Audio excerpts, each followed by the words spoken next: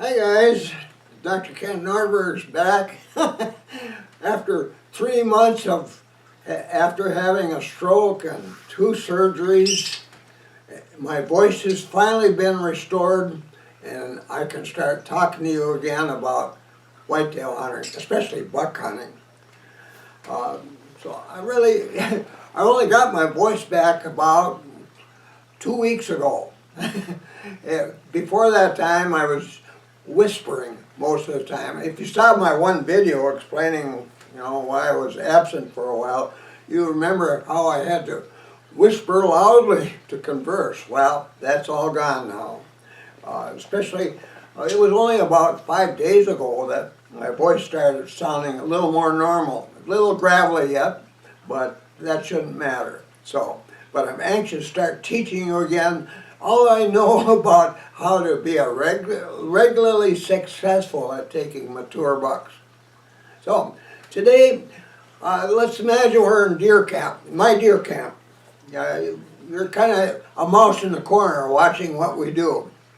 And we just got up in the morning. We got up at 4 o'clock, which a lot of guys, well, I have to admit, I don't really enjoy hearing that alarm go off at 4 in the morning myself. And the rest of the guys in the gang there, they stick to their sleeping bags until I get up. I go out to the latrine, come back, and get the fire going in our wood stove, get the place warmed up, get coffee water boiling on the kitchen stove, and the lights, the lanterns going, and pretty soon they're all jumping out of bed and starting to get ready to go hunting. All anxious to go because they know one or two of us, before the day is done, is going to be leading a gang out into the woods to drag a big buck back to camp. So it's always exciting. Well, one of the reasons we go to bed or get up at 4 in the morning, and I will talk more about that at another time, but it's our goal every time, and people can argue about it. There's people who get really upset when I say that, but it's our goal to get to our tree stands or ground level stands 1/2 hour before first light. So to get 8 hours sleep, we get to bed by 8 p.m. in the evening, and we get up at 4. And why 8 hours? I've known a lot of hunters in my life, and a good share of them don't get enough sleep. They want to play cards in the evening, they want to go to the local tavern out in the woods and watch a game on TV and drink beer for a while and things like that. And a lot of them don't get much sleep at night. I've known guys who fell asleep in the woods and had bucks jump right over them while they were napping on the ground. I've not had enough sleep myself several times, and I've fallen asleep in the woods and woke up to find myself staring into the eyes of a really big buck standing only about 10 yards away.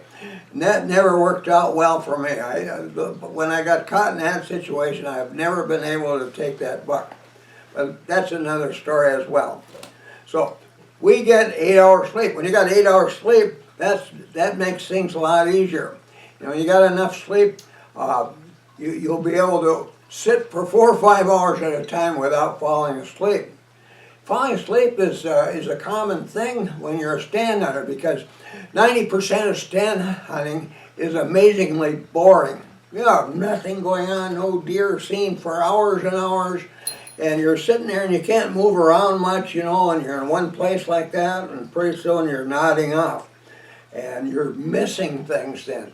You probably could double your score as a buck hunter if you never fell asleep in a deer stand, never nodded off. So that's important to us. We get our sleep. 8 o'clock comes and says, time to put away the cribbage for you guys, let's get to bed. And so we do, and nobody argues about that. So here it is, 4 in the morning. Well, after everything gets settled, one of the things that we want to have is breakfast. Now, in the old days, I remember it was a big tradition in our family, going all the way back to 1945, have pancakes and sausage in the morning. Oh, it's so good, nice. I just love those pancakes. When I was a little kid, my Aunt Lila made the best pancakes. We'd have those in the morning. and the kitchen would be all smoky from all this cooking. And there I'd be in my hunting clothes, except my jacket and cap, sitting there in all that smoke and all that odor. And when we went out to the woods, we'd be all just reeking with the smell of pancakes and sausage in the woods. And I soon learned deer didn't like that. They would get pretty excited when they smell these strong and unusual odors. Back in the 1970s and 80s, I did a lot of research with odors that are common to human hunters. I came up with a list of a little over 100 different odors that are commonly emitted by hunters in the woods when hunting deer. And I did research to find out how deer reacted to all these different odors. One of the things I found out is that when deer are 200 yards away, now what I did is get up high in a tree stand, and I had test tubes and plastic bags and containers with different things in them with these odors in them. And I'd get upwind of deer. Some of them were, one time the deer would be 200 yards away, and they'd be busy feeding there and not paying any attention to me. My wind was going toward them, but I was careful not to be emitting strong odors when I did this kind of thing. And so I'd be up there, and then I would one by one open up these containers, and it wouldn't take long. The deer would react. Sometimes when they were 200 yards away, it didn't seem to matter what kind of odor they were smelling. Their heads would come up and look in my direction, showing that, well, they smelled it now. And if it was a mild odor or not particularly strong, pretty soon their heads would go down again and they'd continue feeding. If they were closer to 100 yards away, the stronger odors brought the greatest response. The mild odors, like say from open up a thing with some kind of food in it, and like bologna, or a test tube with a cigarette and it wasn't burning, no smoke, and you open that up, their heads would come up and they'd look in my direction, but down they'd go. The stronger the odor, the longer they would stare in my direction. They were looking at me and trying to figure out, and they're trying to decide what to do. And if it was particularly strong, they'd finally turn and disappear. They wouldn't run, they'd just disappear and go feed somewhere else probably. Now, if they were within 50 yards, the strong odors would make deer extremely excited. Some of them would raise their heads and start snorting, and their tails would be up, or at least half-mast, and pretty soon they'd go trotting. Usually they didn't bound away, but some of them did. But they'd at least trot, and they can trot pretty fast when they're trotting, and they'd disappear. And they wouldn't come, you could go back the next day to the same stand site, you wouldn't even see those deer. They wouldn't come back for quite a while, because in the process of running away, this ammonia-like scent that comes from their tarsal glands would be spread all over there, and it acts like a deer repellent for a while, for up to 4 days or more. Well, at any rate, if they were within 50 yards, strong odors would usually make deer snort and bound away. But mild odors, clothing that was well deodorized, you could be in a tree and they could be downwind from you, and it wasn't particularly alarming to them. And that's an important thing to know as a stand hunter. So, let's get back to my deer camp now in the morning. When you get up in the morning, like here's opening morning, all our clothes now have been washed to be free of odors. Here, take this. The hood is hood from my hunting jacket, my favorite jacket for quite a few years now. And it's blaze orange, like you should wear during firearm hunting seasons. But the blaze orange is broken up by these branch and trunk-like markings, black markings on it, and it's kind of broke up. Now, deer where we hunt, it's probably true most places, they're not bright orange or red or yellow splashes of color in the woods are common in the fall. We have a lot of sugar maples where we hunt, and boy, they're bright red in the fall, beautiful trees. And we have choke cherries, which will have bright orange leaves, and we have red oaks. They'll start out red and then finally get to be kind of cinnamon colored. But When your blaze orange is broken up like this, they can look in your direction and they'll surely spot the blaze orange, but if it's not moving, if it's very still, that won't particularly excite them. But everything we wear is washable. Now, I've used a number of laundry soaps to wash my clothing over the years, and my current favorite is this one. I'm not in the business I usually don't advertise products that I use for deer hunting, but I'll sure tell you this one. This Arm & Hammer in the white jar, it is free of perfumes and dyes. You don't want perfumes in the soap that you wash your clothing in. But all my clothing is washable except my boots, and it's dried on the line outside rather than put in a dryer. And the dryer, if there was clothes that were in there previously that were washed with soaps that have perfumes in them, you're going to pick that up. Your clothing is going to have that odor in it, but you don't want any of those odors. My skin is sensitive to perfumes and dyes. I get itchy from clothing and some of the laundry soaps that are around nowadays, but I have no problem with this one. And my clothes are relatively free of odor.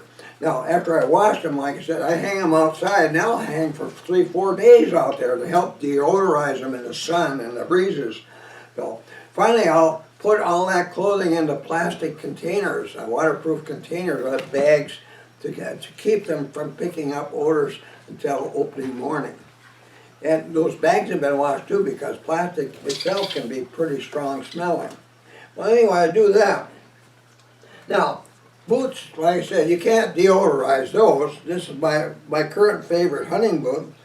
And one of the things this thing has, and practically every hunting boot around has, is rubber or soles that look and smell like rubber.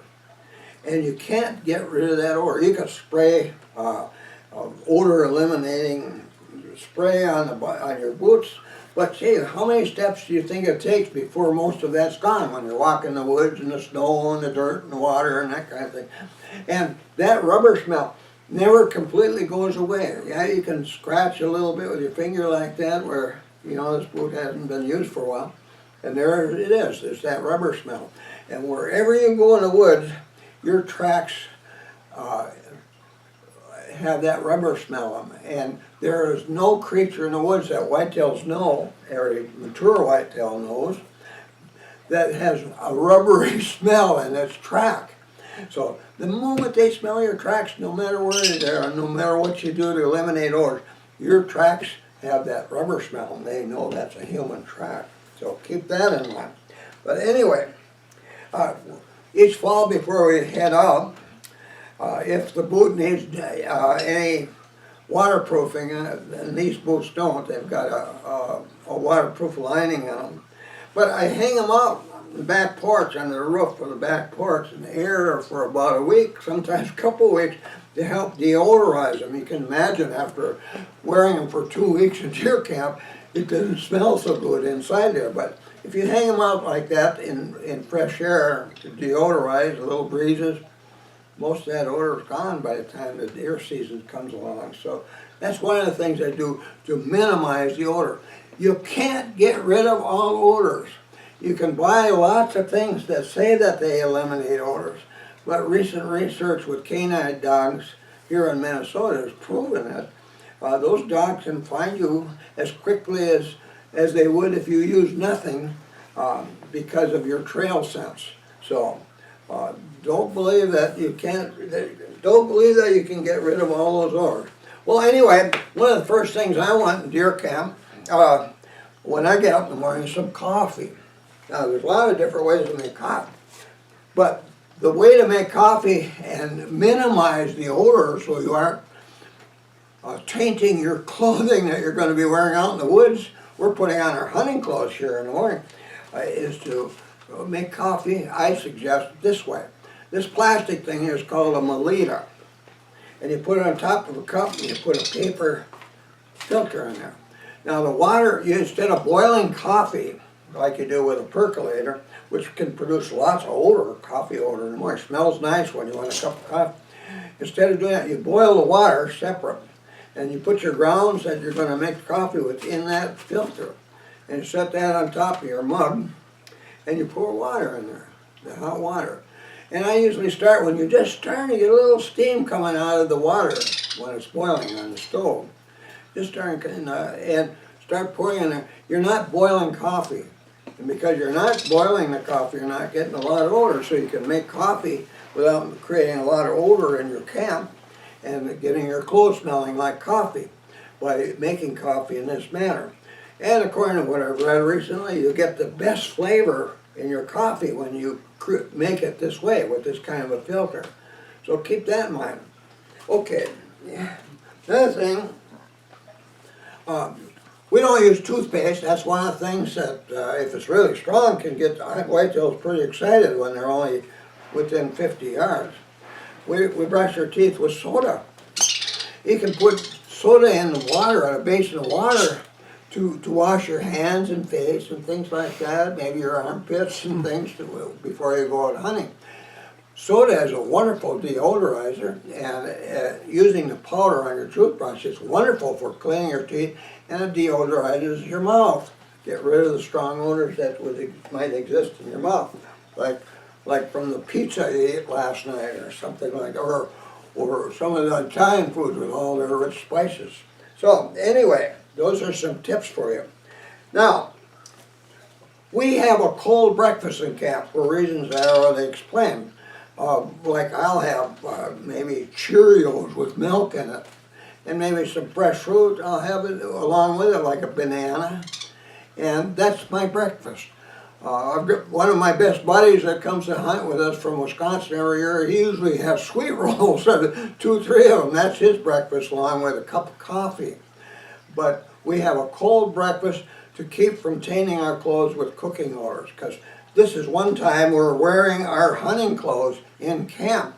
When we come in the evening, we quickly take off our clothing and put on a set of clothes we call our camp clothes. That includes a jacket and camp and boots and everything. And all our night hunting clothes go into my truck, the cab of my truck for the night. Keep them well away from cooking odors, because in the evening we insist on having a good, hot, sumptuous meal like barbecued ribs or spaghetti or steaks, things of that sort. But we don't want to contaminate our clothing with odors from cooking. Now, so anyway, there we are in the morning. We're all intense on getting all dressed, getting our socks, all this nice odor-free clothing, or relatively odor-free clothing on. We have our breakfast, and we're just about ready to go. And now, why do we do all this? Well, think about this. You can take 100 guys, hunters, deer hunters, serious or not, and tell them, today you're all going to be stand hunters. You're going to sit in a tree or on the ground on a stool at stand sites until about 11 o'clock this morning. And let's say we do this for several days. Some of those hunters will do very well. They'll get big bucks. Some of them will get them opening morning. Maybe once in a while, one that doesn't get many deer every year or over the years will get one because they were lucky. Because they didn't pick a special stand site with the proper characteristics for hunting. But they still get one. That happens. But not often. But you can have 100 guys and you'll have all kinds of variations on hunting success. Some doing well and others doing not well at all. And they'll say, geez, that stand hunting is no good and it's a damn during and I can't stand it. And from now on I'm going to be a still hunter. Why is that? Why does that happen? Is there something wrong with stand hunting? Well, in the way there is, depending on how you use it. But it's still the best way to hunt older bucks, the most difficult of whitetails to hunt. Now, the bucks that are 3.5 to 6.5 years of age, the big guys, the ones you want to put on the wall. But that's still the best way to hunt. But what makes it successful for some guys and not others? Well, it's not the technique that does it, it's the precautions they take while hunting. And I started thinking about that not too long ago, a couple of weeks ago. I had a lot of time to think while I was recovering from that stroke and the surgeries. And one of the things that occurred to me, one of the things us Nordbergs do that's different from a lot of what other hunters do, and a lot of hunters think, geez, you guys are sure dedicated. You do all these things every time you go out in the woods to get ready to go in the woods. Well, it's because we take certain precautions all the way from deer camp to the tree stand, and then precautions while we're at this tree stand or on the ground, and precautions we take coming back. And every half day, us Nordbergs, it's almost automatic for us because we've been doing this so long, particularly after 1990 we've been doing it.